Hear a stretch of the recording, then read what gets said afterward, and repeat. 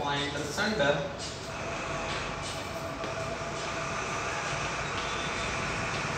structures. ಎಲ್ಲ 3 marks ಕೇಳ್ತಾನೆ ಇದಕ್ಕೆ. ಇದರಲ್ಲೂ ಅಷ್ಟೇ there is a close relationship between pointers and structures. What is a structure? Structure is a collection of data items of a same type or different data type. ಅದು same data type ಆದರೂ ಆಗಿರ್ಬೋದು ಅಥವಾ different data type ಆದರೂ ಆಗಿರ್ಬೋದು. ಆ ಥರ ಇದ್ರೆ ಅದನ್ನ ಏನಂತ ಕರಿತೀವಿ ನಾವು? ಸ್ಟ್ರಕ್ಚರ್ಸ್ ಅಂತ ಕರಿತೀವಿ. There is a close relationship between pointers and structures. Structure is a collection of data items of a same type or different type. ಅದು ಸೇಮ್ ಟೈಪ್ ಆದರೂ ಆಗಿರ್ಬೋದು ಅಥವಾ ಡಿಫರೆಂಟ್ ಟೈಪ್ ಆದರೂ ಆಗಿರ್ಬೋದು. ಆ ಥರ ಇದ್ರೆ ಏನಂತ ಕರಿತೀವಿ ಅದನ್ನ? ಸ್ಟ್ರಕ್ಚರ್ಸ್. ಈಗ ಸ್ಟ್ರಕ್ಚರ್ಸ್ ಯಾವ ಥರ ಯೂಸ್ ಮಾಡ್ತೀವಿ ನೋಡಿ. ಎಕ್ಸಾಂಪಲ್ ಬರೆದಿದ್ದೀವಿ. Struct student opening brace int roll number char name closing brace semicolon. Next student S student star sp is equals to address of s star sp dot roll number is equals to 104. Okay, ನೋಡಿ. This is an example for pointers and structure. ಈಗ ಇಲ್ಲಿ structure ಬರೆದಿದ್ದೀವಿ. struct, what is the structure name? Student opening brace int roll number char name. ಒಬ್ಬ student ಅಂದ್ರೆ ಅವನೊಂದು roll number ಇನ್ನೊಂದು name. ಇವು collection of data items of same type ಆದ್ರೂ ಇರಬಹುದು different type ಆದ್ರೂ ಇರಬಹುದು. ಈಗ ಪಾಯಿಂಟರ್ಸ್ ಸ್ಟ್ರಕ್ಚರ್ಸ್ ಎರಡು ಯೂಸ್ ಮಾಡಿ ನೋಡಿ. What is the structure name? Student of S. S is an object name. Semicolon. Next student star SP is a pointer variable is equals to address of S. ಅಂದ್ರೆ ಈ address of S ನ ನಾವು ಎಲ್ಲಿ storage ಮಾಡಿರ್ತೀವಿ ಅಂದ್ರೆ pointers ಅಲ್ಲಿ storage ಮಾಡಿರ್ತೀವಿ. ಈಗ ನೋಡಿ, star S P dot roll number ಒಂದನ್ನು ಮಾತ್ರ ಆಕ್ಸೆಸ್ ಮಾಡ್ತಿದ್ವಿ. Star S P dot roll number is equals to 104. This dot operator is used ಅಥವಾ ಆರೋ ಆಪರೇಟರ್ ಯಾವುದಾದ್ರೂ ಆಗಿರಬಹುದು. This dot or arrow operator is used to access the individual member of a class ಅಥವಾ individual member of a structure. Structure ಅಲ್ಲಿ ಎರಡು member ಇದಾವೆ, ಒಂದು roll number ಇನ್ನೊಂದು name. ಈ ಎರಡರಲ್ಲಿ ಯಾವ್ದಾದ್ರು ಒಂದು ಮೆಂಬರ್ ನಾವು ಆಕ್ಸೆಸ್ ಮಾಡಬೇಕಂದ್ರೆ ಈ ಡಾಟ್ ಆಪರೇಟರ್ ನ ಯೂಸ್ ಮಾಡಬಹುದು ಅಥವಾ ಆರೋ ಆಪರೇಟರ್ ನ ಯೂಸ್ ಮಾಡಬಹುದು. ಅದಕ್ಕೆ ನೋಡಿ, star S P dot roll number is equals to 104 ಅಂತ ವ್ಯಾಲ್ಯೂ ಕೊಟ್ಬಿಟ್ಟಿದ್ವಿ. ಅವ್ನ ರೋಲ್ ನಂಬರ್ ಎಷ್ಟಿಗ 104 ಅಂತ. ಅಂದ್ರೆ ಇಲ್ಲಿ ಏನ್ ಗೊತ್ತಾಗ್ತದೆ ಅಂದ್ರೆ ಸ್ಟ್ರಕ್ಚರ್ ಮತ್ತೆ ಪಾಯಿಂಟರ್ಸ್ ನ ಎರಡನ್ನೂ ಒಂದೇ ಕಡೆ ಯೂಸ್ ಮಾಡಿದೀವಿ. ಅದಕ್ಕೆ there is a close relationship between pointers and structures ಅಂತ ಕನ್ಸಿಡರ್ ಮಾಡ್ತಿರೋದು. ಇದೇ ಮೇನ್ ಇಂಪಾರ್ಟೆಂಟ್. ಇದು ಸ್ಟ್ರಕ್ಚರ್, ಇಲ್ಲಿ ಬಂದು ಪಾಯಿಂಟರ್ಸ್ ನ ಯೂಸ್ ಮಾಡ್ಕೊಂಡು ಸ್ಟ್ರಕ್ಚರ್ ನ ಅಸೈನ್ ಮಾಡ್ಕೊಂಡಿದೀವಿ. ಸ್ಟ್ರಕ್ಚರ್ ವೇರಿಯಬಲ್ ಅರ್ಥ ಕಲಿಯಾ? ನೆಕ್ಸ್ಟ್ ಅದಾದ್ಮೇಲೆ memory representation of pointers.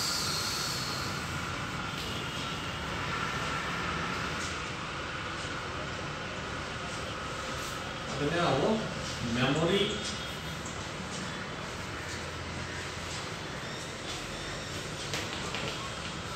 Allocation of pointers. Memory representation already ಹೇಳಿದ್ವಿ. ಈಗ memory allocation of pointers. In memory allocation there are two methods to allocate the memory. One is the static memory, another one is the dynamic memory. One the static memory allocation, ಇನ್ನೊಂದು dynamic memory allocation. ನಾವು ಒಂದು program ನ ಬರೆದ್ರೆ program ನ compile ಮಾಡಬೇಕು, ಆಮೇಲೆ run ಮಾಡಬೇಕು. Compile ಏನಕ್ಕೋಸ್ಕರ ಮಾಡ್ತೀವಿ ಅಂದ್ರೆ ಏನಾದರೂ ಎರರ್ಸ್ ಇದ್ರೆ ಅದನ್ನ ಐಡೆಂಟಿಫಿಕೇಶನ್ ಮಾಡಿ ಅದನ್ನ ಕರೆಕ್ಷನ್ ಮಾಡ್ತೀವಿ. ಎರರ್ಸ್ ಎಲ್ಲ 0 ಆದ್ಮೇಲೆ ಕ್ಲಿಯರ್ ಆದ್ಮೇಲೆ ಅದನ್ನ ರನ್ ಮಾಡ್ತೀವಿ. ಏನಕ್ಕೋಸ್ಕರ ಅಂದ್ರೆ ನಮಗೆ ಔಟ್ಪುಟ್ ತಗೊಳ್ಳೋದಕ್ಕೆ. ಹೌದಾ? ಓಕೆ ನೋಡ್ರಿ, what is the static memory allocation? In static memory allocation the amount of memory to be allocated is predicted and pre-known. ಈ ಸ್ಟ್ಯಾಟಿಕ್ ಮೆಮರಿ ಅಲೋಕೇಶನ್ ಮಾಡೋ ಯಾವ ತರ ಮಾಡ್ತೀವಿ ಅಂದ್ರೆ, ನಾವು ಯಾವುದೇ ಒಂದು ವೇರಿಯೇಬಲ್ಗೆ ಒಂದು ಮೆಮರಿನ ಅಲೋಕೇಶನ್ ಮಾಡಬೇಕಂದ್ರೆ ಅದು ಮೊದಲೇ ನಮಗೆ ಗೊತ್ತಿರ್ತದೆ, ನಾವು ಪ್ರಿಡಿಕ್ಷನ್ ಕೂಡ ಮಾಡಬಹುದು. ಯಾಕೆ ಅಂತಂದ್ರೆ ಇಂಟ್ ಎ ಅಂತ ಬರೀತೀವಪ್ಪ, how many bytes required for integer? 2 bytes. Prediction ಮಾಡಬಹುದಾ? ಪ್ರೀನೋನ್ ಮೊದಲೇ ಗೊತ್ತಿದೆಯಾ? Integer takes how many bytes? 2 bytes. ನಾನು ಅಕಸ್ಮಾತ್ ಫ್ಲೋಟ್ ಎ ಅಂತ ಬರೀತೀನಿ, float takes how many bytes? 4 bytes. ಅದು ಫಿಕ್ಸ್, ಚೇಂಜಸ್ ಆಗಲ್ಲ, ಅದು preknown. Char a, char takes only 1 byte, ಅದು predicted preknown. Next double takes 8 bytes, predicted ತಾನೆ. ಈ ತರ ನಾವೇನ್ ಮಾಡ್ತೀವಿ ಅಂದ್ರೆ, ಈ ಸ್ಟ್ಯಾಟಿಕ್ ನ ಮೆಮೊರಿ ಅಲೋಕೇಶನ್ ಮಾಡುವಾಗ ಈ ಸ್ಟ್ಯಾಟಿಕ್ ಮೆಮೊರಿ ಅಲೋಕೇಶನ್ ಅಲ್ಲಿ ಎಷ್ಟು ಅಮೌಂಟ್ ಆಫ್ ಮೆಮೊರಿನ ನೀವು ಅಲೋಕೇಶನ್ ಮಾಡ್ತೀರಾ ಅಂತ ಮೊದಲೇ ನಿಮಗೆ ಗೊತ್ತಿರ್ತದೆ. Predicted and preknown. This static memory is allocated during the compilation itself. Compilation ಮಾಡುವಾಗಲೇ ನಾವು ಏನ್ ಮಾಡಿರ್ತೀವಿ ಅಂದ್ರೆ ಅಲೋಕೇಶನ್ ಮಾಡಿರ್ತೀವಿ. ಅದನ್ನೇ ನಾವೇನಂತ ಕರಿತೀವಿ? Static memory allocation. ಪ್ರೋಗ್ರಾಮ್ ನ ಕಂಪೈಲ್ ಮಾಡುವಾಗಲೇ ನಾವು ಇದಕ್ಕೆ ಮೆಮೊರಿ ಅಲೋಕೇಶನ್ ಆಗೋಗಿರ್ತದೆ, ಅದನ್ನೇನಂತ ಕರಿತೀವಿ? Static memory allocation. Then what is the dynamic memory allocation? In dynamic memory allocation, the amount of memory to be allocated is not known. ಗೊತ್ತಾಗೋದೇ ಇಲ್ಲ. ಯಾಕೆ ಅಂತಂದ್ರೆ this dynamic memory is allocated during the execution of the program or during the runtime. ನಾವು program ನ run ಮಾಡ್ತೀವಿ ನೋಡ್ರಿ, ಆವಾಗ ಕೆಲವೊಂದು variables ಗೆ ಮೆಮೊರಿನ ಅಲೋಕೇಶನ್ ಮಾಡ್ತೀವಿ. ಆ ತರ ಅಲೋಕೇಶನ್ ಮಾಡಿದ್ರೆ ಅದನ್ನ ಏನಂತ ಕರಿತೀವಿ? Dynamic memory allocation. ಕಂಪೈಲ್ ಮಾಡುವಾಗ ಮೆಮೊರಿ ಅಲೋಕೇಶನ್ ಮಾಡಿದ್ರೆ ಸ್ಟ್ಯಾಟಿಕ್ ಮೆಮೊರಿ, ರನ್ ಮಾಡುವಾಗ ಕೆಲವೊಂದು ವೇರಿಯೇಬಲ್ ಗೆ ಮೆಮೊರಿ ಅಲೋಕೇಟ್ ಮಾಡ್ತೀವಿ, ಅದನ್ನ ಏನಂತ ಕರಿತೀವಿ? Dynamic memory. ಹೇಳ್ತಾ ಇರ್ತಾನೆ ಜಾಸ್ತಿ ಇದನ್ನ. Static memory allocation, dynamic memory allocation. In static memory allocation, the amount of memory to be allocated is predicted and pre-known. ಮೊದಲೇ ಗೊತ್ತಿರ್ತದೆ, ಪ್ರಿಡಿಕ್ಷನ್ ಮಾಡಬಹುದು. ಯಾಕೆಂದ್ರೆ the static memory is allocated during the compilation stage. But in the dynamic memory allocation, the amount of memory to be allocated is not known. ಗೊತ್ತಾಗೋದೇ ಇಲ್ಲ ಅದರಲ್ಲಿ. ಯಾಕೆ ಅಂತಂದ್ರೆ this dynamic memory is allocated during the execution or during the runtime. ನಾವು run ಮಾಡ್ತೀವಿ ನೋಡ್ರಿ, ಆವಾಗ allocation ಮಾಡ್ಕೊಂತದೆ, ಅದಕ್ಕೆ ನಮಗೆ ಅದು ಗೊತ್ತಾಗೋದೇ ಇಲ್ಲ. This dynamic memory allocation uses 2 types of operators for dynamic memory allocation and dynamic memory deallocation. That is, one is the new and another one is the delete. ನಾನು ಮೊನ್ನೆ ಕ್ಲಾಸಲ್ಲಿ ಹೇಳಿದೆ ನಿಮಗೆ, ಈ ಡೈನಮಿಕ್ ಮೆಮೊರಿನ ಅಲೋಕೇಶನ್ ಮಾಡಬೇಕಂದ್ರೆ ಡೈನಮಿಕ್ ಮೆಮೊರಿನ allocation ಮಾಡೋದಕ್ಕೆ ನ್ಯೂ ಆಪರೇಟರ್ನ ಯೂಸ್ ಮಾಡ್ತೀವಿ. ಅದೇ ಒಂದು ಡೈನಮಿಕ್ ಮೆಮೊರಿನ ಡಿಅಲೋಕೇಶನ್ ಮಾಡೋದಕ್ಕೆ ಡಿಲೀಟ್ ಅನ್ನೋ ಆಪರೇಟರ್ನ ಯೂಸ್ ಮಾಡ್ತೀವಿ. What is the use of new operator? The new operator dynamically allocate the memory. Dynamic ಆಗಿ ಏನ್ ಮಾಡ್ತದೆ? ಮೆಮೊರಿನ ಅಲೋಕೇಶನ್ ಮಾಡ್ತದೆ. Write the syntax and example. ಈ ಸಿಂಟ್ಯಾಕ್ಸ್ ಮತ್ತು ಎಕ್ಸಾಂಪಲ್ ಬರೀಬೇಕಂದ್ರೆ ಫಸ್ಟ್ ನೋಡ್ಲಿ, data type star pointer is equals to new type. Type ಅಂದ್ರೆ data type.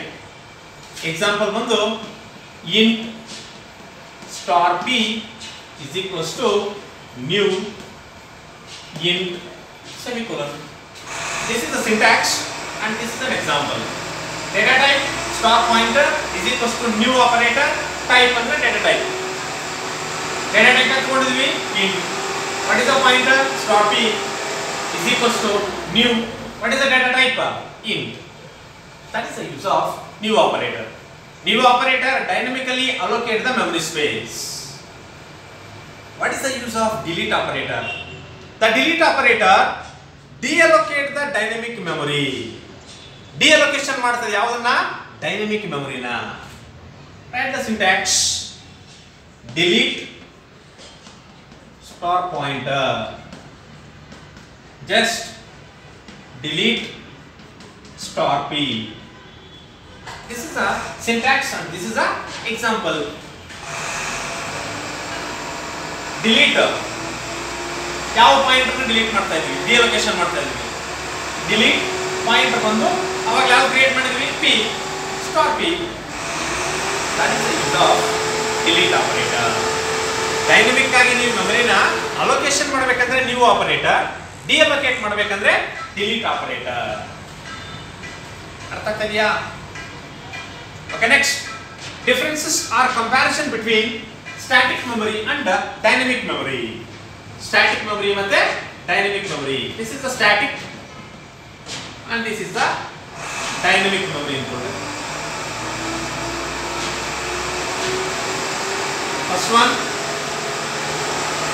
the amount of memory to be allocated is predicted and pre-known. ಯಾವುದಕ್ಕೆ? static ಗೆ. ಇದಕ್ಕೆ the amount of memory to be allocated is not known.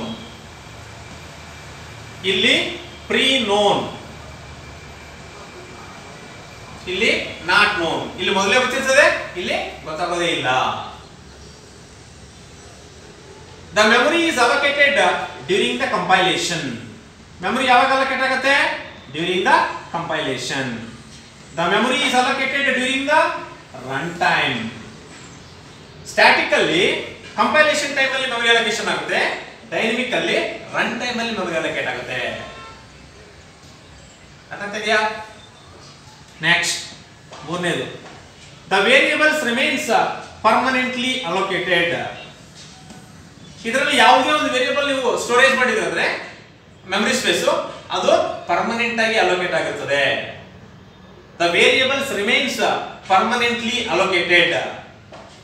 The variables remains allocated, permanently allocated ಯಾವಾಗ? when the program unit is active. ಯಾವಾಗ program unit active ಆಗಿರ್ತದೋ ಆವಾಗ ಮಾತ್ರ memory ಏನಾಗುತ್ತೆ? Allocation ಆಗುತ್ತೆ. The variables remains permanently allocated static ಮೆಮೊರಿಯಲ್ಲಿ storage ಮಾಡುವಾಗ, but the variables remains permanently allocated but it is when the program unit is active, ಆವಾಗ ಮಾತ್ರ ನಾವು ಏನ್ ಮಾಡಬಹುದು ಅಂದ್ರೆ ಅದನ್ನ ಪರ್ಮನೆಂಟ್ ಆಗಿ ಏನ್ ಮಾಡಬಹುದು? ಅಲೋಕೇಶನ್ ಮಾಡಬಹುದು ಅಷ್ಟೇ. The variables remains permanently allocated when the program unit is active. Next fourth one, it can be implemented ಅಂದ್ರೆ ಸ್ಟ್ಯಾಟಿಕ್ ಮೆಮೊರಿನ ಇಂಪ್ಲಿಮೆಂಟೇಷನ್ ಮಾಡಬಹುದು by using stacks and heaps. ಯಾವ್ದನ್ನ ಯೂಸ್ ಮಾಡ್ತಿದ್ವಿ?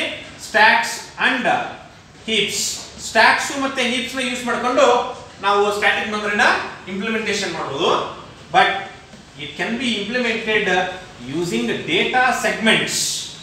ಒಂದು ಡೇಟಾ ಸೆಗ್ಮೆಂಟ್ಸ್ ನ ಯೂಸ್ ಮಾಡಿಕೊಂಡು ನಾವು ಡೈನಮಿಕ್ ಮೆಮೊರಿನ ಏನ್ ಮಾಡಬಹುದು? ಇಂಪ್ಲಿಮೆಂಟೇಷನ್ ಮಾಡಬಹುದು. These are the four comparison between the static and the dynamic memory. 3 marks ಕೊಟ್ಟಾಗ 3 ಪಾಯಿಂಟ್ಸ್ ಬರೆದ್ರೆ ಸಾಕು.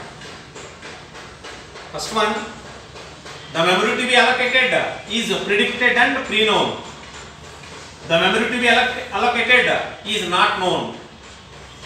The memory is allocated during compilation. The memory to be allocated during runtime.